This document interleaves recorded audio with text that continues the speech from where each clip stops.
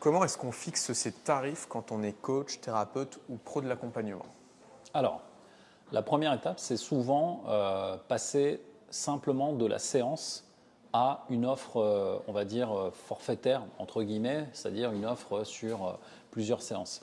Ce qu'on nous apprend dans les écoles de coaching, c'est que, en fonction du client, on va pouvoir dresser un peu le bilan au premier entretien, puisque c'est un peu un entretien clarification pour voir quel est le besoin et comment on peut accompagner la personne.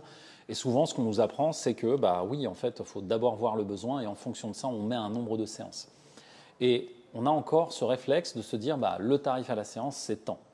Et souvent, c'est la base de départ. Donc si aujourd'hui, tu lances un accompagnement et que tu es à, je sais pas, moins de 100 euros ou en dessous de 100 euros, tu vas d'abord te donner confiance en vendant ça à la séance. Souvent, c'est le pied à l'étrier. Mais une fois que ça s'est passé, on se rend vite compte que on a une entreprise à faire tourner, qu'il y a peut-être des frais qui vont arriver, que ce soit le téléphone, l'électricité, etc. Donc l'idée, c'est comment, avec cette méthode, j'obtiens plus de chiffre d'affaires. Et là, on voit bien qu'on est limité et capé. Et c'est là où on a besoin finalement de passer à autre chose. Alors peut-être pas violemment d'un coup, de passer à une offre, comme certains le disent, à étiquette, où tu vas mettre des prix un peu plus élevés, etc. On peut très bien avoir des petits paliers qui permettent simplement de rationaliser en fait le nombre de séances et donc passer, si vous êtes par exemple, je simplifie pour l'exemple, mais si vous êtes à 100 euros la séance, en fait, vous faites, imaginons 10 séances, donc ça fait 1000 euros. Plutôt que de faire ça, avec cette somme-là, rajoutez peut-être un supplément et rajoutez aussi des choses qui vont servir la personne que vous accompagnez.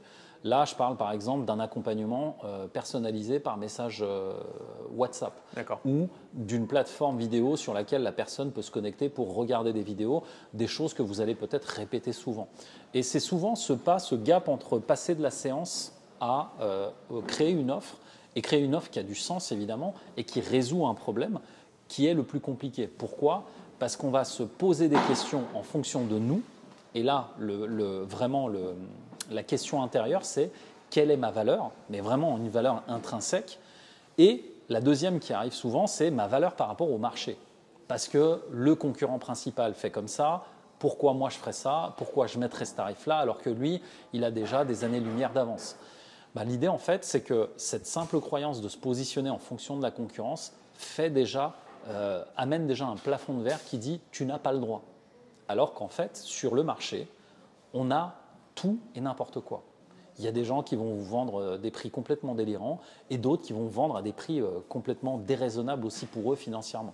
Donc, une fois de plus, c'est regarder en fait où est-ce que vous voulez mettre la barre et surtout ne pas hésiter à mettre de la valeur dessus puisque je me rends compte avec les années, puisque je suis passé par toutes ces étapes, je me rends compte que plus je mets de la valeur, donc évidemment, je ne monte pas les prix pour monter les prix, parce que je rajoute des choses au fur et à mesure dans mon accompagnement, et je me positionne en fonction de ma cible. Et c'est souvent en fait la cible qui va amener en fait ce niveau, je dirais, de tarification, mais sortir de la croyance que ça dépend forcément de nous. Parce qu'en fait, quand on met des tarifs, on ne se centre que sur soi et pas sur le problème qu'on résout. Et l'idée, c'est, Jérémy nous donne souvent cet exemple, c'est le prix d'une bouteille d'eau. Une bouteille d'eau, en fait, quand vous l'achetez au supermarché en bas de chez vous, elle va coûter entre 15 et 30, 40 centimes. Cette même bouteille d'eau, vous allez au cinéma, elle vaut déjà 1,70 €. Cette même bouteille d'eau, vous allez à l'aéroport. À l'aéroport, la bouteille, elle est à 2,50 €. Vous montez dans l'avion.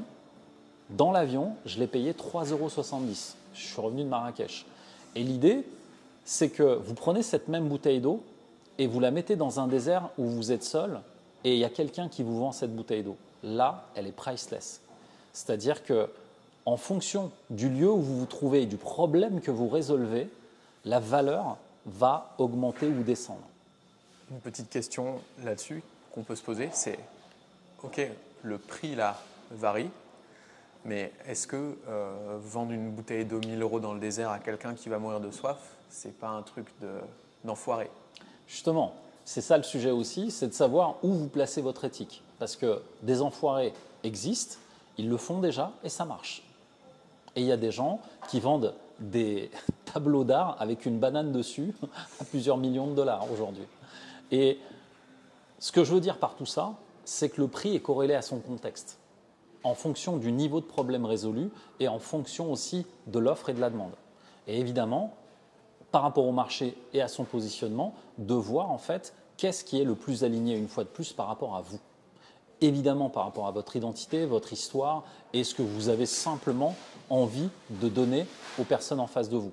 Mais plus important encore, l'alignement vient de quel est le prix avec lequel je me sens en résonance quand je le dis. Et ça, c'est un exercice que je fais souvent avec les personnes que j'accompagne. J'aime bien leur faire verbaliser.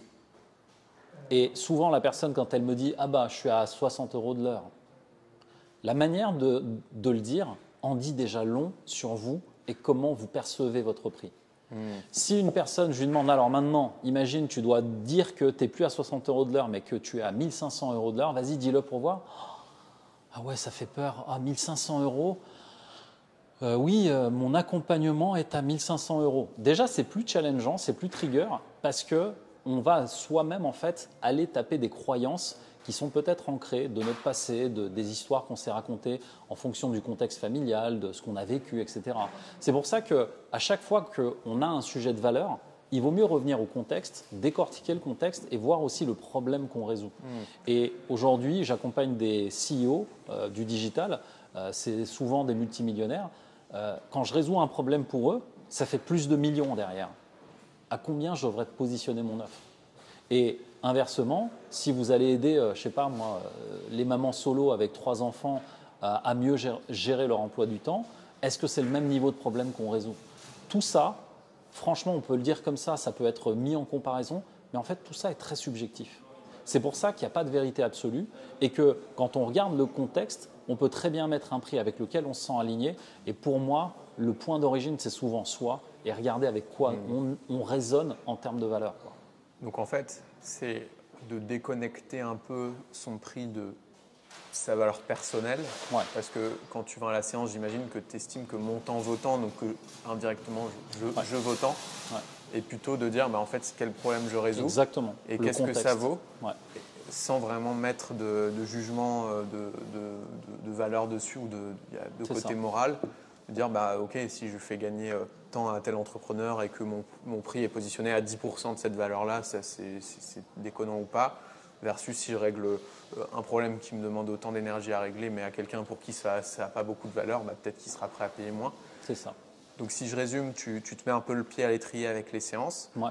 Après, tu essaies d'augmenter la valeur de ce que tu peux apporter en ajoutant peut-être du support à distance, des vidéos, mais des trucs toujours comme ça. En écoutant les clients, les personnes qu'on accompagne. Ça ne sert à rien de se créer un format dans la tête en disant je vais mettre ça, je vais mettre ça, je vais mettre ça. Parfois, il vaut mieux partir de zéro, ne rien mettre dans l'accompagnement et simplement écouter. Et les personnes que vous accompagnez, elles vont vous dire « Ah tiens, j'aimerais bien avoir ça dans l'accompagnement, j'aimerais bien par exemple traiter ma relation à l'argent ». Et bien là, vous faites un module vidéo sur la relation à l'argent, c'est quoi? Et là, vous faites votre méthodologie, vous faites, je ne sais pas, vous êtes coach PNL, thérapeute, ce que vous voulez, et vous faites un protocole là-dessus, par exemple. Mais partir d'une feuille blanche est beaucoup plus simple qu'on ne le croit parce qu'on écoute simplement la demande des clients. Et il vaut mieux partir de ça, en fait. Et donc là, pour quelqu'un qui nous écouterait et qui aurait déjà ces séances, qui se dit bah, je vais les mettre entre 50 et 100 € pour commencer, etc., pied à l'étrier, et après peut-être partir sur des plus grosses offres, à quoi ça ressemblait, toi, les tarifs que tu pouvais pratiquer ces dernières années? Alors, quand tu as évolué? C'est les 2 premières années dont j'ai parlé dans une autre vidéo. Les 2 premières années de ma vie, en fait, j'ai coaché presque… pardon? De ta vie entrepreneuriale? Voilà, de ma vie entrepreneuriale. Quand j'ai lancé mon business, en fait, les 2 premières années, j'ai coaché, et ça je le recommande à personne, j'ai coaché gratuitement presque 2000 personnes. Je dis 2000 parce que je suis allé à des événements, j'ai coaché des personnes en one-one, à tous les niveaux d'échelle sociale, des gens qui étaient en dépression, des gens qui revenaient de s'être suicidés, enfin bref, j'ai fait des trucs. Pourquoi tu ne le recommandes pas? Je ne le recommande pas parce qu'en fait, ça ancre dans la tête le fait que c'est facile de le faire gratuitement et quand il y a un enjeu sur l'argent après, j'ai peur de mettre une somme et de dire j'ai tant de valeur. Et ça valide la transaction. Tu t'habitues au fait que ton temps ne vaut rien. Ouais. C'est ça? C'est-à-dire que Le gratuit ne paye pas. Je donne souvent l'exemple des formations CPF. J'ai acheté une fois une formation CPF et comme je ne l'ai pas payé, c'était pris sur mon compte CPF donné par l'État, je n'ai pas vu l'impact émotionnel que ça peut avoir sur moi et mon budget. Donc je n'ai mis aucune valeur sur cet accompagnement que j'ai. Tu ne l'as pas suivi. Et je ne l'ai pas ouvert, je l'ai ouvert un an après. Ah putain, j'avais ça. Ah ouais, d'accord. Okay. Et l'idée, c'est qu'à chaque fois qu'on veut en fait avoir de la valeur, ben, il faut qu'il y ait une transaction. Et c'est ça que j'ai compris aussi, c'est que la manière en fait de normer la relation de coaching, elle est importante. Et c'est pour ça que je mets toujours un point d'honneur à dire client et pas coaché comme certains le disent. Client, c'est quelqu'un qui vient et qui te paye pour un service. Donc dans ta tête déjà, tu es déjà en fait toi celui qui donne le service et donc forcément tu es là pour fournir un service. Donc il y a une prestation. Et ça pour moi c'est important parce que psychologiquement ça marque le fait qu'une prestation égale valeur qu'on apporte. Et pendant 2 ans, j'ai coaché sans mettre de valeur, sans rien. Et les gens, oui sûrement je les ai transformés, je les ai aidés. Mais pour eux, est-ce que ça avait de la valeur? Pour moi, ça n'en avait pas parce que je préférais limite « Ah non, mais tu ne me payes pas, c'est bon, ouais, non, c'est… » Et j'étais presque dans la fuite de ce qu'on voulait me donner. Et ça a créé des comportements et des schémas que j'ai dû travailler après pour les enlever et me dire « Non, mais attends, ce que tu proposes, ça transforme la vie des gens, ça a de la valeur en fait. » Et j'ai fait un gros travail là-dessus au niveau de qui je suis, quelle est la valeur que je me donne, est-ce que j'accepte de recevoir? Parce qu'il y a aussi ce côté accepter de recevoir sa valeur et accepter que ça fait effectivement un certain prix. Et tout ça, c'est des croyances qu'on a au début et qui ne sont pas évidentes, donc je ne le recommande à personne. Et une fois qu'on a ça, par contre, quand j'ai commencé à passer au-delà de la séance et commencer à créer une offre, je m'en rappelle comme si c'était hier, le premier deal que j'ai signé, il était à 2 700 € sur 3 mois et 12 séances. Et je m'en rappelle comme si c'était hier parce que justement, c'est une personne qui m'a vraiment… qui a été vraiment le déclic pour me dire en fait oui, c'est quelque chose qui a de la valeur et qui fonctionne. Et derrière, en fait, quand on signe le premier deal, il y a déjà une espèce de ouais, ça y est, en fait, ça marche. Ça marche. Ça et existe. Ça existe. Et pour le coup, la transaction est faite, l'argent est sur le compte bancaire et on voit l'argent, on dit waouh, en fait, c'est moi qui ai réalisé ça. Et derrière, du coup, ça donne encore plus la motivation de surdélivrer. Donc la personne, je pense qu'elle n'a jamais eu autant de valeur, autant de trucs que j'ai donné à quelqu'un sur ces premiers accompagnements-là. Et c'était extraordinaire, quoi. Et là, oui, en fait, on se dit, oui, c'est possible. Et à partir du moment où ça a été possible, j'ai enchaîné, j'ai augmenté, je suis passé de 2007 à 3007.